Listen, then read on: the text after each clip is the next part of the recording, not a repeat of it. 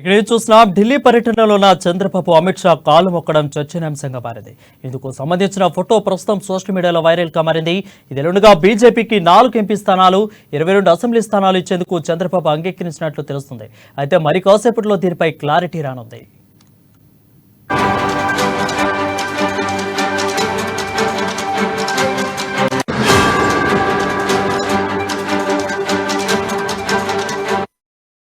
చూస్తున్నాం ఢిల్లీ పర్యటనలో ఉన్న చంద్రబాబు అమిత్ షా కాలు మొక్కడం చర్చనీయాంశంగా మారింది. ఇందుకు సంబంధించిన ఫోటో ప్రస్తుతం సోషల్ మీడియాలో వైరల్ గా మారింది.